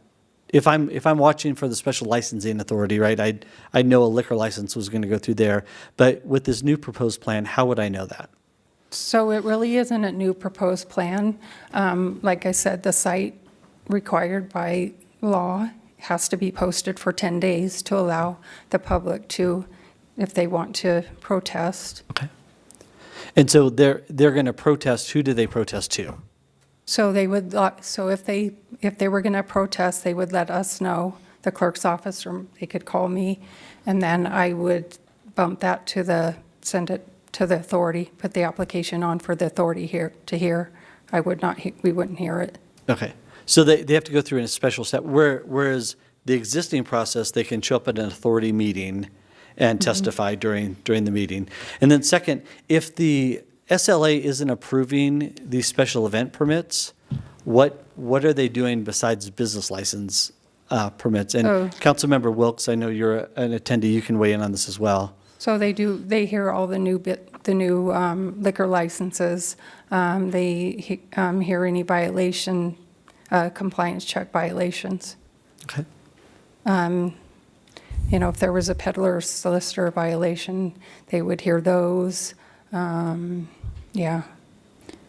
So having the accountability for our license holders that have several citations against them or several police calls throughout the year, and having them come forward and be held accountable with the SLA, and having them say, are you over serving? Are you guys, you don't have enough managers on duty, that type of stuff. It ties into our public safety as well. And so having them still be able to regulate that, which ironically enough, we have multiple people that come forward to the SLA every year that need to either justify or make adjustments to what they're doing with their license, I think is incredibly important still. Right. And Councilmember Wilkes, just to follow up as a former member, don't you think there's the validity for that appointed citizen board to understand the event permit process when a liquor license is going out there?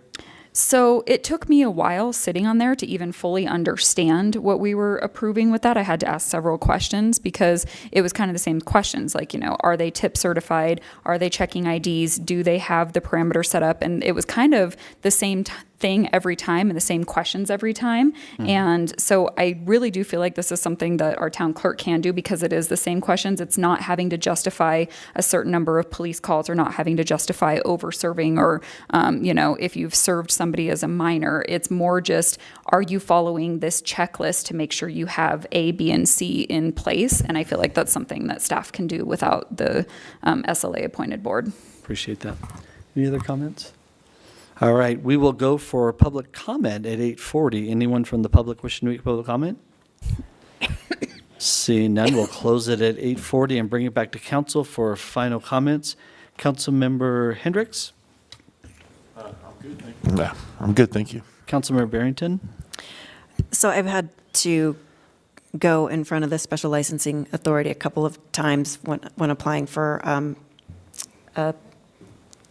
a liquor license, and it's if you end up missing that deadline, that's kind of what I was trying to get at. Like, we had an event already planned, and sometimes it's an oversight, sometimes there's, but there was a very detailed package that I was walked through by staff. You had to have a plan. I feel like it could be very easily handled by staff, and not to, say that it's not an important process, but they have this process in place already, and I think they know what they're doing. Councilmember Rivera? Thank you. This is the ongoing conundrum for me. It's administrative approval versus public hearings, if you will. And John Fusa, Community Development Director, and I have gone back and forth, and I've learned a lot, from him. And I understand wanting to put everything in front of the public board, but at the same time, as the clerk mentioned, some stuff does become repetitive, and as Councilwoman Hefta pointed out, not in 20 years has someone protested. I take solace in the fact that there is a appeal process, if you will, in the sense that the clerk, if they do not feel that they can grant, they will send it to the publicly appointed board, and that board can then hear in front of the public and maybe will make their own decision. And also, if there is any protest whatsoever registered on any of these events, then it automatically gets kicked to the SLA. So I take solace in the fact that there is a trigger for a public hearing, for lack of a better word, and this is not a giving one individual too much power. I believe that we still are just making a more efficient government and making it less bureaucratic for our not-for-profits that want to host events in their community. And as Councilwoman Barrington touched on, there is that process, and when you're just doing the same thing that you did last year, it maybe doesn't need to go through the whole song and dance, and we can just make it more efficient for our not-for-profits and save them time and money, because we know that most of them are made up of volunteers. So I am in favor. Councilmember Dyack. I think I'll probably say a lot of the things Councilmember Rivera just said, but again, from the applicant side, I think this creates flexibility, efficiency. I remember in the early days of one of these events, you have good people trying to put on worthy events for the community, and life gets in the way, or your family gets in the way, or your job gets in the way, and you forgot to go to the town and file an application that may put you in a position where your event is in peril because you can't get it heard by the special licensing board. So, to me, I appreciate the efficiency, flexibility that this provides. Again, I do think if there is an issue, I feel comfort that it will get promoted up to a public hearing.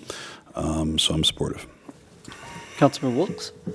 Yeah, just like Councilmember Hefta said, and based on the fact that there's nobody here to make public comment saying that they don't think this is right or they don't think that our town clerk should have this, to me speaks volumes. You know, if the people had an issue with it, they would come in front of us and they would say, I have an issue with this. So it really is, it took me probably 6 months to learn the process of what it takes for the special event. And I'm sure that training still goes on with the SLA. So that way, if there ever is an issue and it does get kicked up to them, they'll know what to do. But there's nobody here protesting it. So that's enough for me to say I'm in favor of this. Councilmember Hepta. Yeah, this is not really a big deal in the grand scope of things, as Councilmember Rivera pointed out. There are procedural safeguards to bring this to the Special Licensing Authority, and that's what's necessary here. That's it. We have to trust our staff and our town that they know best on how to process these applications, and when there is an appeal or there is a protest, that'll get kicked up to the Special Licensing Board, and that is your procedural safeguard right there. And we have many of those procedural safeguards throughout the town with administrative matters, so this is not the first one at all. You have all types of procedural safeguards when you run a town with different departments. So I think this is quite fine. One more, real quick. Thank you, Mr. Mayor. I just think it's important. It was touched on by the clerk, and it's in our packet, but I want to state for the public that this was ran in front of the Special Licensing Authority on the April meeting. And so the very people that are making this decision or that would be losing some power, our very own appointed Special License Committee have already approved this, and it is okay with them. So we are just concurring with their decision for how they run themselves. So I think that's important for the public to know. Yep, and just a note from me on the record, I want to acknowledge, and what Councilmember Rivero touched on, is the continual erosion of the authority that we put in the people that we've placed here. Councilmember Wilkes and I spent hours interviewing candidates for the Special Licensing Authority, and now we're just taking one more job away from them. And if the ultimate power resides in the people alone, as our nameplate says, I think this is a bad decision. If nothing's coming before them, that's fine. And this is no disrespect to our town clerk. You're a phenomenal person and well respected. I just think that this responsibility lies with the Special Licensing Authority. So council, with that, I will entertain a motion on ordinance number 5.28.35 on second reading. I move to approve ordinance number 5.28.35 on second reading. Second. Motion was made by Barrington, seconded by Hendricks. Rivero? Aye. Barrington? Yes. Hendricks? Yes. Dyak? Yes. Wilkes? Aye. Hefta? Yes. And that passes 6-0. Council, I want to notify you that under my authority in the charter, I am vetoing your ordinance approval. I do believe that this responsibility lies with the Special Licensing Authority. I'll ask the town manager and town attorney's office to place it on the next agenda, where you can either uphold my veto or you can override that veto. Moving on to ordinance number 9.370 on second reading, a bill for an ordinance approving the intergovernmental agreement by and between the City of Aurora, Colorado and the Town of Parker for snow removal and street sweeping for maintenance of Kings Point Way. Mr. Hudson. And should I call you Historian Hudson or? I just happen to be an old man now, so just been here had the opportunity to do a lot of things here at the town, which I'm very happy to say. As the mayor stated tonight, you have an IGA with the City of Aurora regarding Kings Point Way. Background, January of 2019, you approved a ordinance regarding the design, construction, ownership, and maintenance of Kings Point Way. We had this IGA because the majority of Kings Point Way is actually located in incorporated boundaries of the City of Aurora. The town completed the construction in 2020. The 2019 IGA has a requirement that Parker shall be responsible for snow removal and street sweeping for a period of 5 years following acceptance by Aurora. And the 2019 IGA also stated that the details of this would be memorialized later in a memorandum of understanding. Current Aurora staff has a different opinion and feel it has to be an intergovernmental agreement. So that's why we are here tonight. This is a vicinity map showing Kings Point Way. Roughly 2/3 of it is within that we constructed in 2020 is within the City of Aurora. This is a blow-up, kind of showing some more areas. We actually have some town development that takes access to a City of Aurora roadway. And people always ask me, when's Aurora Parkway going to be built? I still don't know here 5 years later if it's going to be built. I was told that the Prairie Point development, which is the former Kings Point development, is currently bidding out their improvements, and they'll know more here by the end of the month what they're going to go forward with there in the Aurora development. So this IGA basically memorializes that the town will be responsible for snow removal and street sweeping per town procedures, not per Aurora procedures, per town written procedures and best practices for collector roadways. Aurora will provide the town with a final acceptance and completion letter within 30 days of execution of this IGA. We will assign the right-of-way, and there are some slope easements that within Aurora's boundary that we will assign to them within 30 days of this IGA being executed. And the town will maintain the current barricades, traffic barricades at the current closure point on Kings Point Way until such time as Aurora directs us in writing to remove them. One thing I wanted to point out here, this IGA does not require the town to perform sidewalk snow removal, or does it require the town to perform pavement maintenance in the City of Aurora. Those remain their responsibilities. So with that, staff recommends approval of this IGA. An ordinance is required to approve this IGA. This is actually being scheduled for the City of Aurora to go forth this summer in their approval process. It's in motion. We're making the first step to get this finally done after many years. With that, I'll answer any questions you might have. Excellent. Councilmember Hefta, you want to kick us off with questions on this? No questions, thank you. Councilmember Wilkes? No questions, thank you. Councilmember Dyak? No questions. Councilmember Hendricks? No questions. Councilmember Barrington? No questions, thank you. Councilmember Rivera? No question. Clean sweep. All right, we'll open it for public comment at 8:51. If anyone from the public wants to make a comment on ordinance number 9.370. Seeing none, we'll close it at 8:51 and come back in that reverse order. Any closing comments, Councilmember Rivera? No, it's good to see stuff moving forward. This road is a huge benefit for our community and access point to our probably going to be our largest commercial area. So much needed. Patience is the virtue we're looking at here. We'll get it done. They'll get it done. Thank you. Councilmember Barrington. Yeah, I think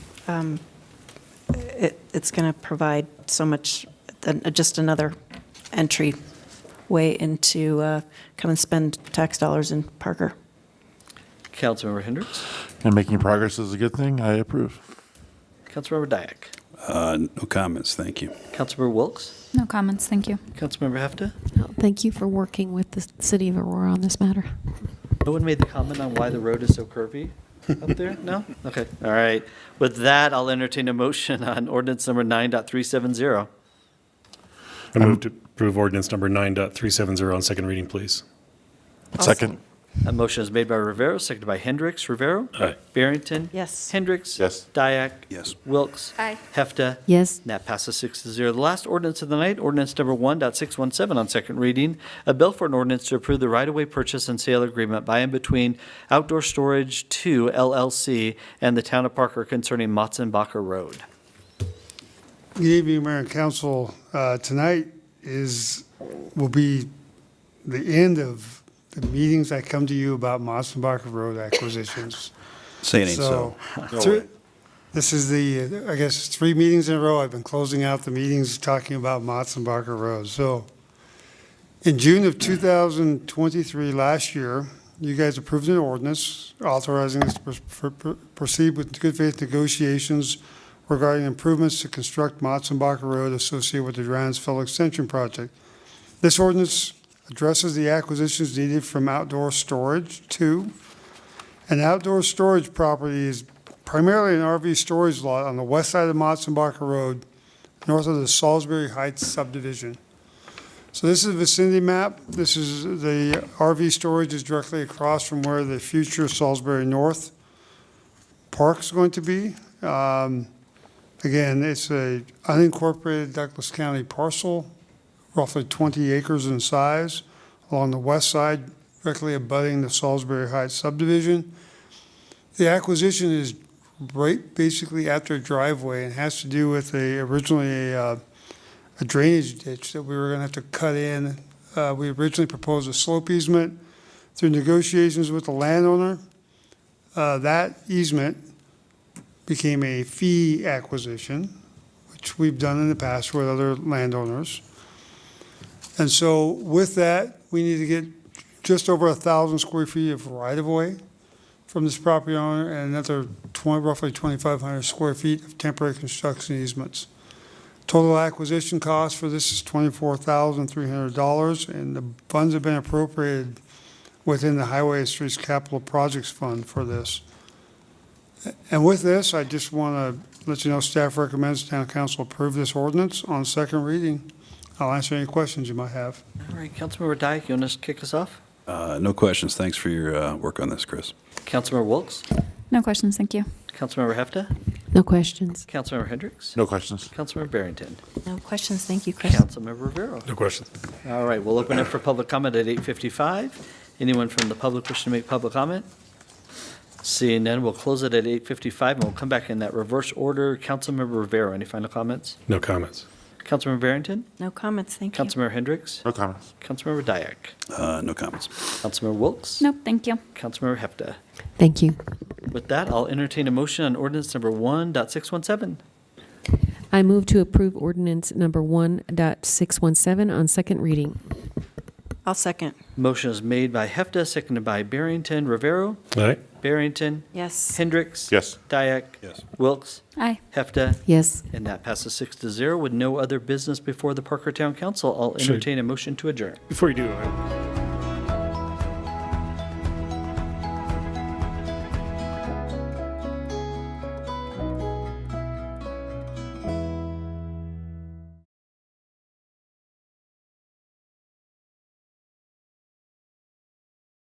The mayor has the opportunity to veto a vote of council.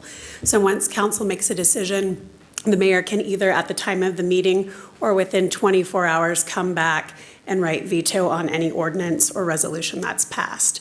With that, we put the item back on the following agenda, and council has the opportunity to re-vote on that. If it passes the next time, then there's no further veto allowed. So it's a pretty short process. But the mayor can make that veto and state the opinion as to why something should not go with council's vote on it. okay. All right. Interesting. So in a process, in a political process, the discussion would happen first. If the mayor couldn't politic as council, then he would veto.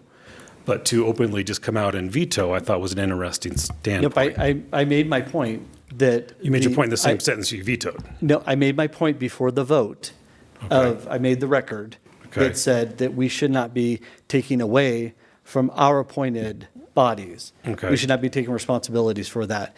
Then the council voted, and then Yeah. I came back and vetoed after you approved the ordinance. Okay, but you didn't reach out to any of us, and I think that's an example of what the breakdown that we have, is you didn't come out and say, look, this is the way I feel tonight. I mean, obviously, you don't vote, so the question is, shouldn't you have come out to your council and said, look, council, I'm having issues with this is what I believe, but I didn't get a call. So, but Josh, to have done that, to reach out to the six of you, I would have created a daisy chain meeting. Yeah, good and that would have been inappropriate. You're right, but even just a talk or a chat. Yeah. I would have created a daisy chain, and that would have been inappropriate. Yeah.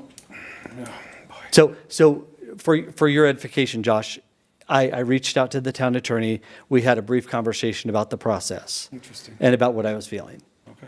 Yep.